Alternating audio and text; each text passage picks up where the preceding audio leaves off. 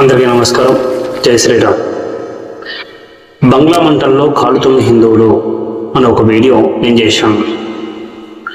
ఆ వీడియోలో నేనేం చెప్పానంటే, బంగ్లాదేశ్లో హిందువులపైన దాడులు జరుగుతున్నాయి అని చెప్పేసి సిరాజ్ రెహమాన్ గారు అలాగే తులసి చంద్ గారు వీడియోలు చేశారు.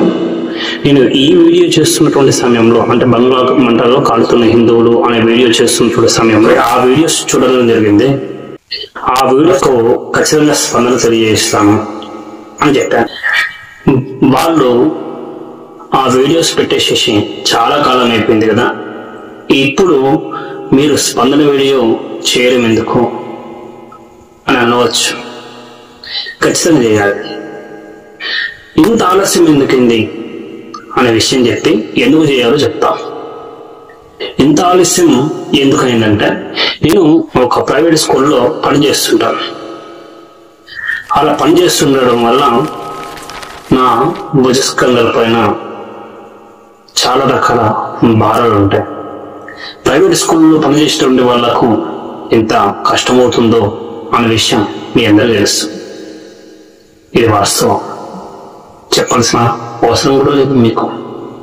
అలాగే మోక్షధర్మ ట్రస్ట్ నా సోదర సంస్థ ఇన్విటేషన్ మీద హైదరాబాద్కు వెళ్ళాం.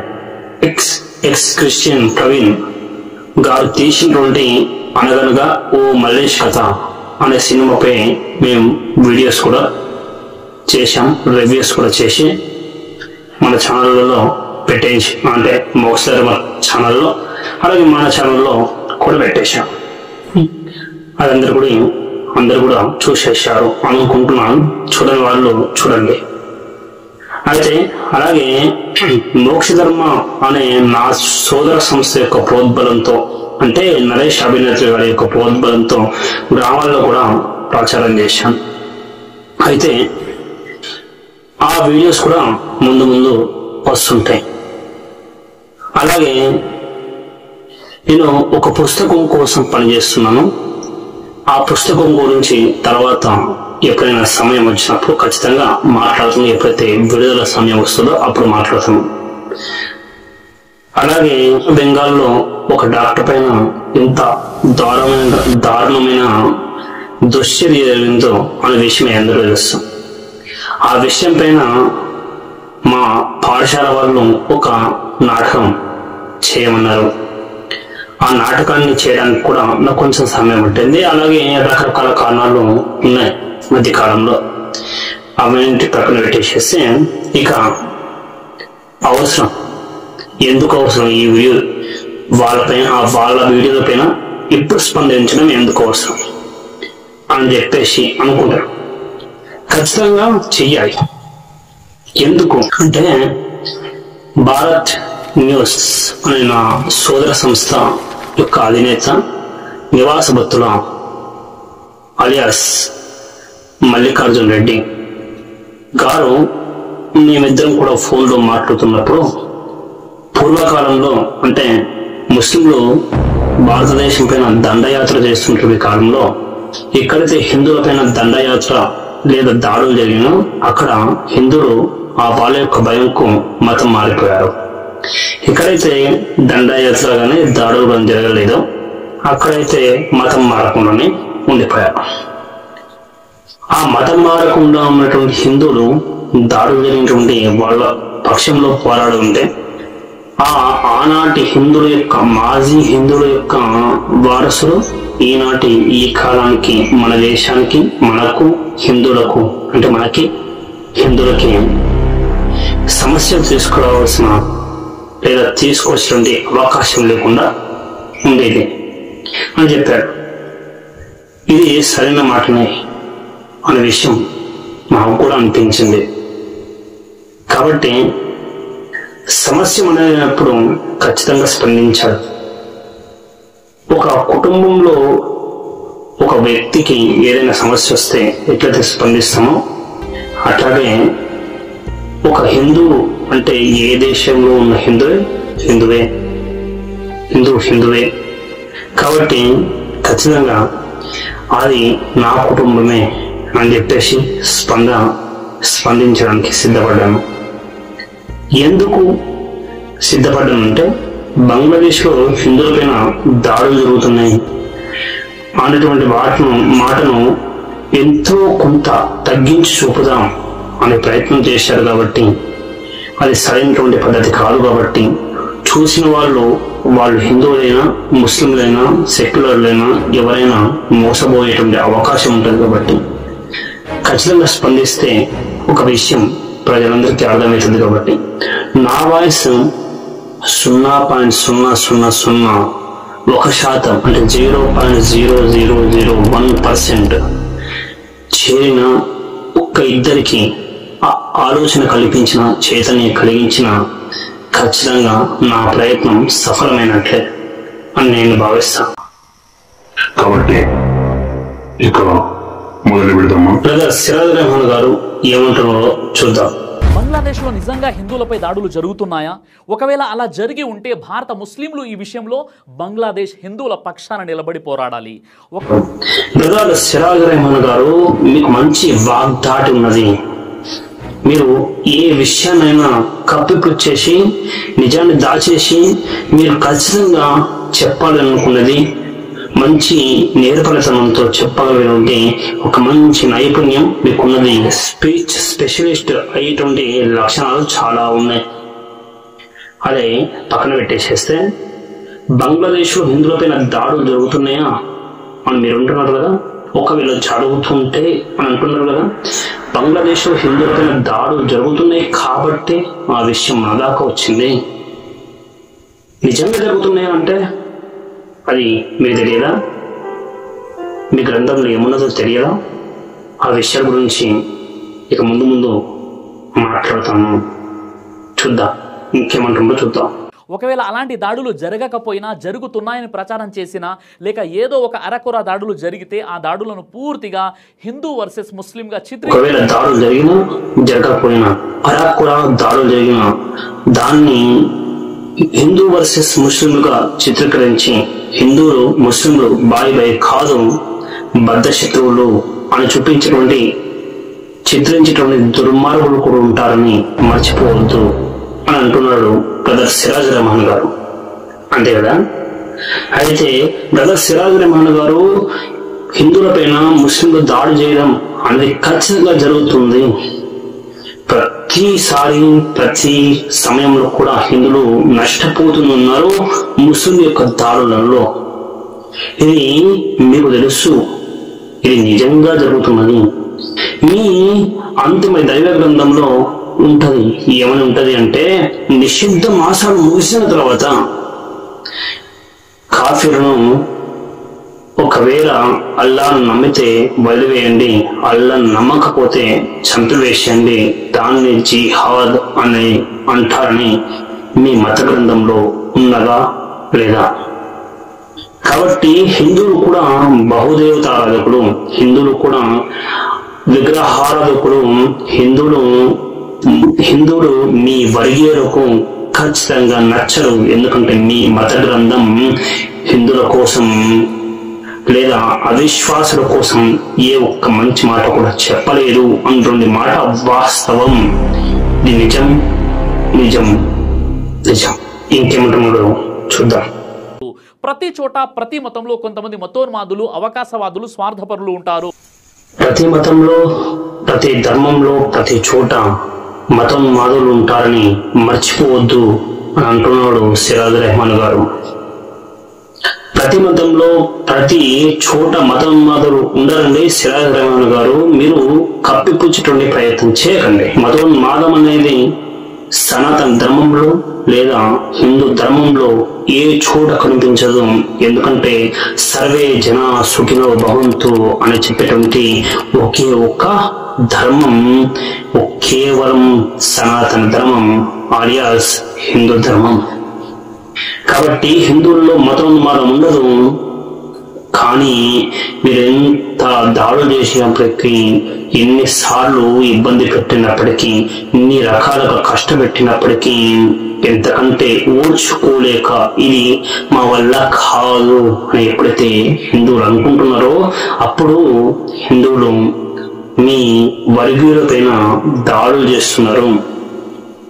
ఈ వాస్తవం మీరు అర్థం చేసుకోండి. ఊడ్చుకోలేకనే దాడులు చేస్తున్నారు. దాన్ని మతోన్మాదంగా చూపించేటువంటి ప్రయత్నం చేయవద్దు. కూడా పాకిస్తాన్ బంగ్లాదేశ్ దేశాలకు గొడవలకు పాకిస్తాన్ నుంచి బంగ్లాదేశ్ ఎలా విడిపోయింది అనే విషయాలపైన దాదాపుగా 10 నిమిషాల పాటు ఊదగొట్టేశారు. కేవలం 7 నిమిషాల్లో కూడా హిందువులపైన దాడులు జరుగుతున్నాయి అని ఒప్పుకోవడానికి అతను ఎంత కష్టపడుతున్నాడు, లేదా హిందువులపైన దాడులు జరగట్లేదు అని చూపించడానికి ఎంత ఇబ్బంది పడుతున్నాడు అది చూద్దాం. అయితే బంగ్లాదేశ్ పాకిస్తాన్ కూడా విడిపోయినటువంటి సందర్భంలో ఏమేం జరిగిందో అనేటువంటి దాన్ని చరిత్రలో ఉన్నదాన్ని చాలా మటుకు దాచేసి చెప్పేస్తున్నాడు. బ్రదర్ సిరాజ్ గారు, ఇది కాలం మారిపోయిందంటే ఖచ్చితంగా అందరు గమనిస్తున్నారు. సోషల్ మీడియా చూస్తూనే ఉన్నది, అది మీరు గమనించాలి. మీరు కూడా సోషల్ మీడియాలో ఇన్ఫ్లుయెన్స్ చేస్తున్నారు కాబట్టి మీకు కూడా ఖచ్చితంగా అవగాహన ఉండాలి. ఇంకేమంటే చూద్దాం. బంగ్లాదేశ్ లో మైనారిటీలు ఉన్న హిందువులపై దాడులు జరగలేదని చెప్పట్లేదు, కానీ ఏదైతే సోషల్ మీడియాలో ఒక పెద్ద గొడవలు జరుగుతున్నాయి, హిందూ వర్సెస్ ముస్లింలుగా ఏదైతే ప్రచారం చేస్తున్నారో ఇది పచ్చి అబద్ధం అని చెప్తున్నారు. మహానుభావుడు బంగ్లాదేశ్ లో హిందువులపైన దాడులు జరగట్లేదు అని నేను చెప్పట్లేదు, కానీ సోషల్ మీడియాలో చూపిస్తున్నట్లుగా పెద్ద దాడులు జరగట్లేదు అని చెప్తున్నాడు. పెద్ద దాడులు జరగట్లేదు అని నేను చెప్తున్నాను. అంత పెద్ద దాడులు జరుగుతున్నాయి అని చూపించేటువంటి సోషల్ మీడియాలో ప్రచారాలు అబద్ధం అని చెప్తున్నాడు బ్రదర్ సిరాజ్ రెహమాన్ గారు. దాడులు ఒకటి జరిగిన దాడి, 2 జరిగిన దాడి, 10 జరిగిన దాడి, దాడులు ఎన్ని జరిగినా దాడి, పోయేటువంటి ప్రాణాలు పోతే అవి ప్రాణాలే. కాబట్టి ఒక ప్రాణం పోయిన ప్రాణమే, ఒక దాడి జరిగిన దాడి. ఇది మతోన్మాదం. మీరు మీ బుక్కు కోసం లేదా మీ మత వర్గీయుల కోసం వాళ్ళను సపోర్ట్ చేయడానికి దాడులు జరగట్లేదు అని చూపించుకోవడానికి ఇలాంటి ప్రయత్నాలు చేయకండి. ఖచ్చితంగా దాడులు జరుగుతున్నాయి.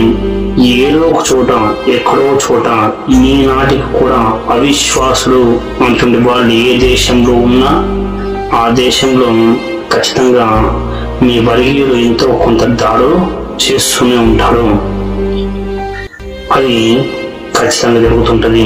మన దేశంలో ఏమేం జరిగిందో అంటుండే విషయాల గురించి ఈ ముందు వీడియోలో ఖచ్చితంగా చెప్తాను. ఇంకేమంటారో చూద్దాం. బంగ్లాదేశ్ లో స్థానికంగా ఉన్నటువంటి జమాత్ పెద్దలు, అక్కడ ఉన్నటువంటి లీడర్స్ ఎవరైతే ఉన్నారో వారు స్వతహాగా మసీద్ యొక్క మినార్ల నుండి మసీద్ యొక్క మైక్ సిస్టమ్ ఉపయోగించి మనమంతా పరమత సహనం కలిగి ఉండాలి, మనమంతా కలిసి బంగ్లాదేశ్ లో ఉన్నటువంటి మసీదుల నుంచి మసీద్ మినార్ నుంచి మైక్ సిస్టమ్ ద్వారా హిందువుల పైన దాడులు జరగవద్దని, వాళ్ళు కూడా హిందూ ముస్లింలు బాయ్ అని అనుకుంటారని, అలాగే హిందువుల పైన దాడులు జరపవద్దని, పరమత సహనం పాటించాలని చెబుతున్నారు.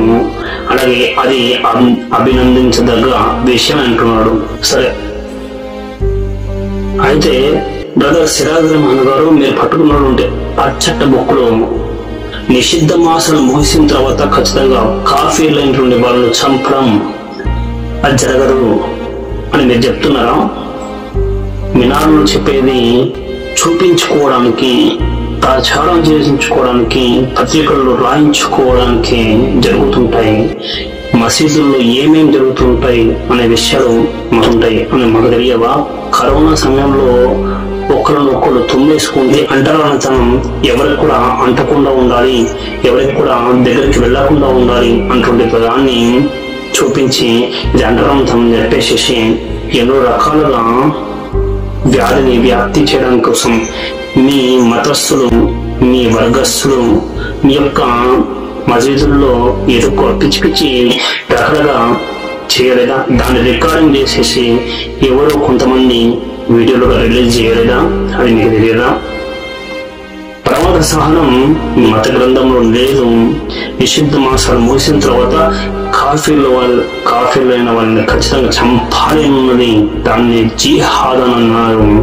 ఖచ్చితంగా నిజంగా ఒప్పుకోవడానికి మీకు మనసు రాదు. ఎందుకంటే మీరు పట్టుకుంటుండే చెట్ట బొక్కు మీకు ఒప్పుకోవడానికి మీకు సహకరించదు. ఎందుకంటే మా ధర్మం లేదా మా మతం చాలా గొప్పది అనే ప్రపంచానికి చాటి చెప్పడానికి ఎన్నో రకాలుగా ప్రయత్నం చేస్తున్నారు.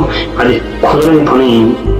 ఎందుకంటే బ్రదర్ సిరాజ్ రెహమాన్ గారు మీ మత గ్రంథం పరమత సహనం బోధించదు. నోటి మాట చెప్తే కూడా అది ఒక పాపమే అవుతుంది మీ మత గ్రంథం ఆధారంగా చేసుకుంటే. ఇంకేం చెప్తున్నా చూద్దాం. విషయం ఇలాంటి విషయాలు ఏవి కూడా కొంతమంది ఎవరైతే రూమర్స్ని క్రియేట్ చేయాలని చూస్తూ ఉంటారో, హిందూ ముస్లింల వైషమ్యాలను ఎక్కువగా వారు ఆకాంక్షిస్తుంటారో, వారికి ఇలాంటి మత సామరస్య విషయాలు ఎప్పటికీ కూడా బహుశా కనిపించదు. బంగ్లాదేశ్ లో హిందువులపైన దాడులు జరపకూడదు. ముస్లింలు అలాగే వాళ్ళ యొక్క మసీదుల నుంచి మినార్ల నుంచి మైక్ సిస్టమ్ ద్వారా ప్రమత సహనం పాటించాలని, హిందువులపైన దాడి చేయొద్దని చెప్పేసి చెబుతున్నారు.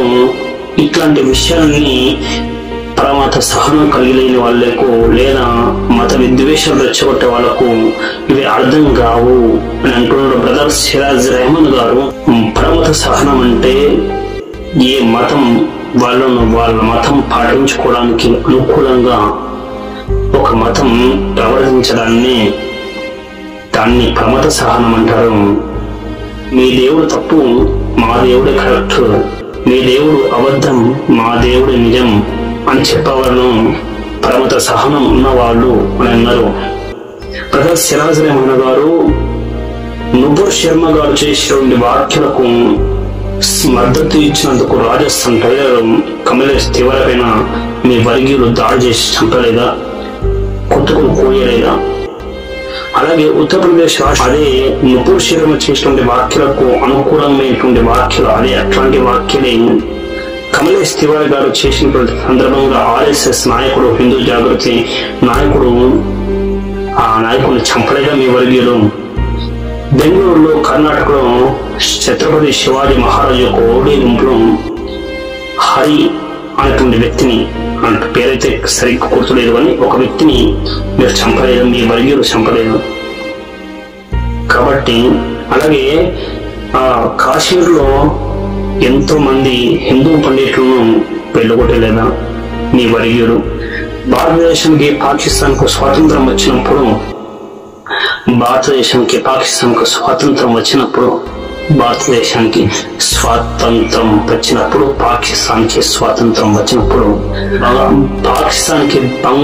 పాకిస్తాన్కి లాహోర్ ఎక్స్ప్రెస్ రైళ్లు వెళ్ళాయి, ముస్లింలతో నిండిపోయి.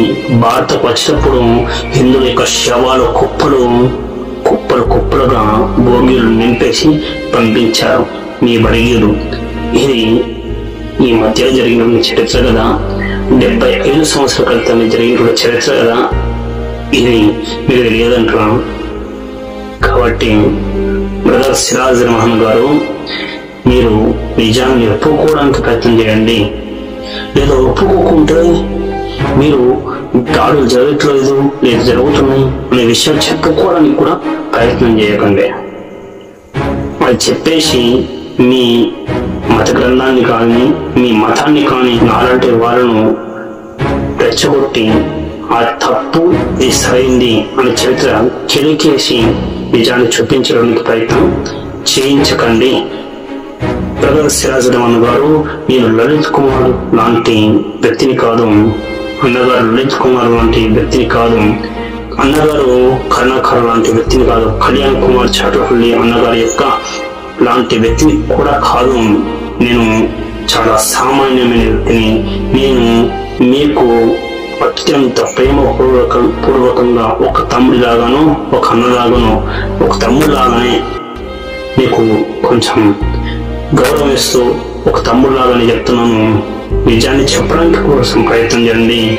మీ వర్గీయులను దాడులు చేయడం అనేది సరైనది కాదు అని చెప్పేసి చెప్పించి జ్ఞానవంతులు చేయడానికి ప్రయత్నం చేయండి. కానీ దాడులు జరుగుతున్నాయా, జరగట్లేవా ఎక్కువ దాడులు జరుగుతున్నాయా, తక్కువ దాడులు జరుగుతున్నాయా, ముస్లింలు మినార్ నుంచి ఏదో ప్రకటన చేస్తున్నారా చేసలేరా అనే విషయాలు చెప్పడానికి ప్రయత్నం చేయకండి. కాబట్టి ఇది గుర్తుంచుకోండి. మాలాంటి వాళ్ళు ఖచ్చితంగా మీ పైన, మీ చరిత్ర పైన మాట్లాడడానికి ప్రయత్నం చేసేలాగా మీరు చేయకండి. ఇంకేమంటారు చూద్దాం. అలా అని బంగ్లాదేశ్లో ఉన్నటువంటి హిందువులపై ఎలాంటి దాడులు జరగట్లేవండి, కేవలం పుకార్లు మాత్రమే అని చెప్పట్లేదు. అలా అని ఏదైతే పుకార్లను ఈరోజు మనం చూస్తున్నామో అలాంటి గొడవలు కూడా అక్కడ జరగట్లేదు. ఇదంతా కూడా మీడియా మహిమ. అయినప్పటికీ బంగ్లాదేశ్లో హిందువుల అంత ఎక్కువగా దాడులు జరగట్లేదు, ఇది కేవలం సోషల్ మీడియా మహిమ అని చెప్తున్నాడు బ్రదర్ సిరాజ్ రెహమాన్ గారు. బ్రదర్ సిరాజ్ రెహమాన్ గారు, మీరు చరిత్ర మర్చిపోయారా? మీరు చెప్పారు 1971 ఆ మధ్యకాలంలో భారత్ యొక్క సహాయ సహకారాలతో పాకిస్తాన్ నుంచి ఈస్ట్ బెంగాల్ అనేది బంగ్లాదేశ్ లో వెళ్ళిపోయింది, ఒక దేశంగా ఏర్పడింది. ఆ సమయంలో అని మీరే చెప్పారు. ఆ సమయంలో బంగ్లాదేశ్ లో దాదాపుగా 30% మంది హిందువులు ఉన్నారు. ఇప్పుడు చూస్తే 8% మంది హిందువులు ఉన్నారు. దీన్ని బట్టి చూసేసుకుంటే ఎక్కడైనా జనాభా పెరుగుతుంటది కానీ ఎక్కడైనా జనాభా తగ్గుతుండదు. 30% ఉన్నటువంటి హిందూ జనాభా కేవలం 8%కి పడిపోవడానికి కారణం ఏంటంటే మీ బలియులు దాడులు చేయడమే. ఏ రకమైన దాడులైనా దాడులే. అది మీరు అర్థం చేసుకుంటే మంచిది. ఇంకేమంటారో చూద్దాం. ఒక ముస్లింగా, భారతదేశ పౌరుడిగా మా బాధ్యత, నా బాధ్యత ఏంటంటే బంగ్లాదేశ్లో ఉన్నటువంటి హిందువులపై ఒకవేళ దాడులు జరిగినట్లయితే దాన్ని పూర్తిగా మనం ఖండించాలి, అక్కడ ఉన్న హిందువుల పక్షాన నిలబడాలి. ఇది ఒక ముస్లింగా మన కర్తవ్యంగా. భారతదేశం యొక్క ముస్లింగా నేను బంగ్లాదేశ్లో ఒకవేళ హిందువులపైన దాడులు జరుగుతుంటే ఖచ్చితంగా ఖండిస్తాను. మనం కూడా అందరూ కూడా ఖండించాలి అని చెప్తున్నాడు బ్రదర్ సిరాజ్ రెహమాన్ గారు.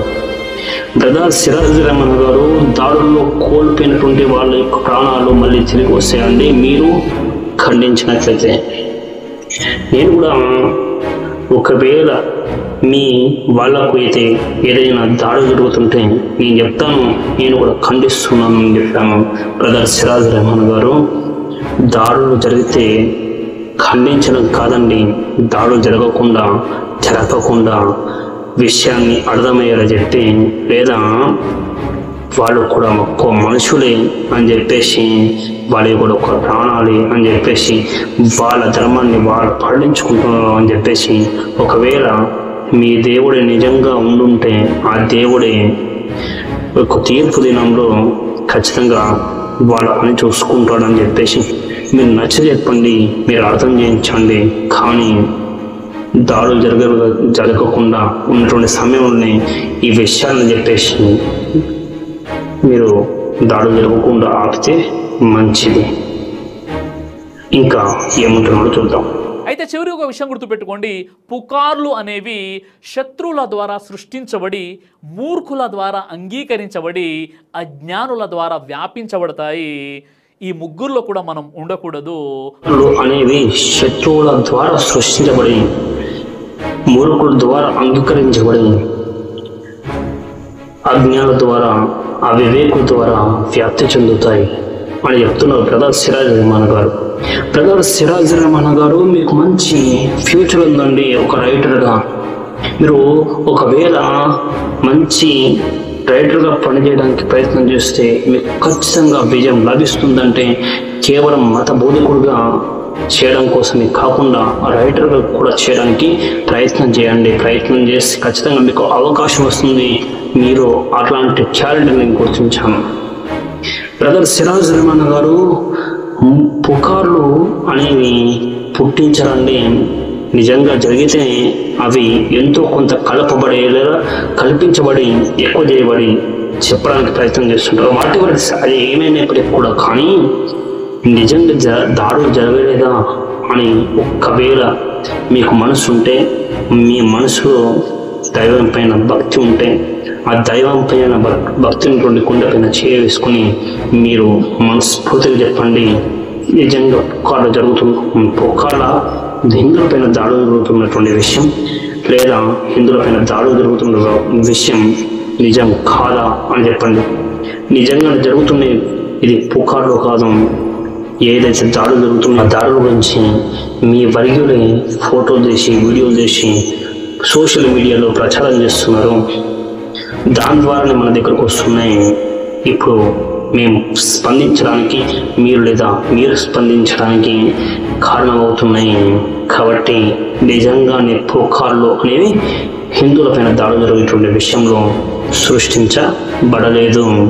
ఇది నిజం, ఇది ఖచ్చితంగా ఒప్పుకోవాల్సిన విషయం. ఎందుకంటే జరుగుతున్నాయి కాబట్టి. ఇంకేమంటున్నాడో చూద్దాం. దేశ సమైక్యత కోసము, మత సామరస్యం కోసం, విశ్వ మానవ సోదర భావం కోసం మనం ప్రయత్నం చేయాలి. వీడియో చివరిలో ఏమంటున్నాడంటే బ్రదర్ సిరాజ్ రెహమాన్ గారు, మనకు సాధ్యమైతే దేశ సమైక్యత కోసం, దేశ అభివృద్ధి కోసం, అలాగే విశ్వ మానవ సోదర భావం కోసం ప్రయత్నం చేయాలి. సాధ్యమైతే అట్లాంటి అభివృద్ధి దిశగా ప్రయత్నం చేయాలి అని అంటున్నాడు. సాధ్యం అయ్యేది మాకు కాదండి, మీకు సాధ్యం కాదు అని చెప్పండి. ఎందుకంటే మీ మత గ్రంథం ఖచ్చితంగా అట్లాంటి విషయాన్ని ఒప్పుకోవడానికి సిద్ధంగా లేదు. సోదర భావం మీ మత గ్రంథంలో లేదు. కాఫీలను చంపమని లేదా కాఫీలను శిక్షించమని మీ మత గ్రంథంలో ఉన్నది. కాబట్టి మీరైనా, మీ మత గ్రంథమైనా, మీ దేవుడైనా ఖచ్చితంగా విశ్వ మానవ సోదర భావం కోసం ప్రయత్నం చేస్తలేరు. అలాగే మీ యొక్క మాటలు తేనె పూసిన కత్తులు కాబట్టి అట్లాంటి మాటలను చూపించి చెప్పి మేము మంచి వాళ్ళమే, మేము దాడులు చేయం, మేము గొప్ప వాళ్ళము, మేము చేసేటువంటి అన్ని పనులు కూడా మంచివే అని చూపించుకోవడానికి ప్రయత్నం చేయకండి. ఇది సోషల్ మీడియా యుగం. ఖచ్చితంగా ఈ విషయమైన గుట్టు రట్టయిపోయి నిజం తెల్లంగా మారిపోయి బయటపడుతూనే ఉంటుంది. ఇది గమనించి మీరు చెప్పేటువంటి మాటలు సున్నితంగా ఆలోచించుకొని చెప్పే ప్రయత్నం చేయండి. ఇక బ్రదర్ సిరాజ్ రెహమాన్ గారు తను పట్టుకున్నటువంటి పచ్చట్ట బొక్కు దాన్ని మద్దతుగా నిలబడడానికి, వాళ్ళ యొక్క వర్గీయుల కోసం మాట్లాడడం కోసం, మద్దతుగా నిలబడడం కోసం ఎంత దాడి జరిగినప్పటికీ, ఎంత తప్పులు జరిగినప్పటికీ వాళ్ళ మతంలో లేదా ఆ మత గ్రంథంలో ఉన్నటువంటి విషయాలు నిజంగా మంచివే, మా మత వర్గీయులు అందరూ కూడా మంచి వాళ్ళే అని చూపించుకోవడానికి ప్రయత్నం చేస్తూనే ఉంటాడు. కానీ అది జరగని పని. ఎందుకంటే వాళ్ళ మత గ్రంథమైనా లేదా వాళ్ళైనా ఖచ్చితంగా తప్పులు చేస్తుంటారు, బయటపడిపోతుంటాయి. కానీ తులసి చందు గారు ఈమె కమ్యూనిస్టు, అలాగే ఒక జర్నలిస్టు. ఈమెకు ఖచ్చితంగా మనం విన్నపం చేసుకుంటే లేదా మనం అర్థం చేయించడానికి ప్రయత్నం చేస్తే ఏదో ఒక రకంగా లాభం ఉండేటువంటి అవకాశం ఉంటుంది. కాబట్టి ఇక తులసి చందు గారి దగ్గరికి వెళ్దామా?